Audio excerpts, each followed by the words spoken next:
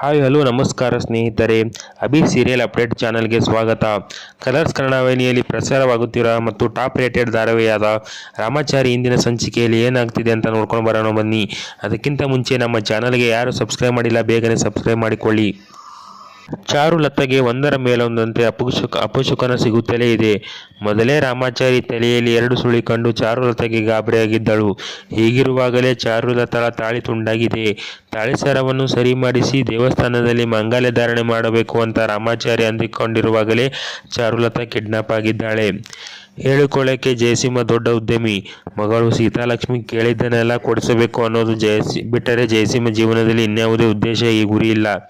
ಸೀತಾಲಕ್ಷ್ಮಿ ಅಪಘಾತಕ್ಕೀಡಾದ ಆಕೆಯನ್ನು ಕಾಪಾಡಿದ್ದು ರಾಮಾಚಾರಿ. ಆಗಲೇ ರಾಮಾಚಾರಿ ಮೇಲೆ ಸೀತಾಲಕ್ಷ್ಮಿಗೆ ಲವ್ ಆಗೋಯ್ತು. ರಾಮಾಚಾರಿಯನ್ನೇ ಮದುವೆಯಾಗಬೇಕು ಅಂತ ಸೀತಾಲಕ್ಷ್ಮಿ ಹಠ ಹಿಡಿದಳು. ಸೀತಾಲಕ್ಷ್ಮಿ ಇಷ್ಟಪಟ್ಟಿದ್ದಾಳೆಂತ ರಾಮಾಚಾರಿಯನ್ನು ಹಳೆ ಮಾಡಿಕೊಳ್ಳಲು ಜಯಸಿಂಹ ನಿರ್ಧರಿಸಿದ್ದಾರೆ. ರಾಮಾಚಾರಿಗೆ ಮದುವೆಯಾಗಿದೆ ಅಂತ ಗೊತ್ತಾದ ಮೇಲೂ ಆತನೊಂದಿಗೆ ಮಗಳ ಮದುವೆ ನೆರವೇರಿಸಲು ಜಯಸಿಂಹ ಮನಸ್ಸು ಮಾಡಿದರು. ಆದರೆ ಸೀತಾಲಕ್ಷ್ಮಿಯನ್ನು ಮದುವೆಯಾಗೋಕೆ ರಾಮಾಚಾರಿ ಸುತಾರಾಮ್ ಒಪ್ಪಲಿಲ್ಲ. ಹೀಗಾಗಿ ಜಯಸಿಂಹ ಅಡ್ಡದಾರಿ ಹಿಡಿದಿದ್ದಾರೆ. ಚಾರುಲತಾಳನ್ನು ಸಾಯಿಸಿದರೆ ಸೀತಾಲಕ್ಷ್ಮಿಯನ್ನು ರಾಮಾಚಾರಿ ಮದುವೆ ಆಗುತ್ತಾನೆ ಅಂತ ಜಯಸಿಂಹ ಭಾವಿಸಿದ್ದಾರೆ. ಪರಿಣಾಮ ಜಯಸಿಂಹನ ಪ್ಲಾನ್ ಪ್ರಕಾರ ಚಾರುಲತಾ ಇದೀಗ ಕಿಡ್ನಾಪ್ ಆಗಿದ್ದಾಳೆ. ಯಾವುದೇ ಕ್ಷಣದಲ್ಲಿ ಚಾರುಲತಾಳ ಪ್ರಾಣ ಪಕ್ಷಿ ಹಾರಿ ಹೋಗಬಹುದು. ಚಾರುಲತಾನ ಕಿಡ್ನಾಪ್ ಮಾಡಿರೋದು ಜಯಸಿಂಹ ಅಂತ ರಾಮಾಚಾರಿಗೆ ಗೊತ್ತಾಗಿದೆ. ಜಯಸಿಂಹಗೆ ರಾಮಾಚಾರಿ ಫೋನ್ ಮಾಡ್ತಿದ್ದಾನೆ. ಅದು ರಾಮಾಚಾರಿ ಫೋನ್ ಅಂತ ಗೊತ್ತಿದ್ದರೂ ಜಯಸಿಂಹ ಪಿಕ್ ಮಾಡ್ತಿಲ್ಲ.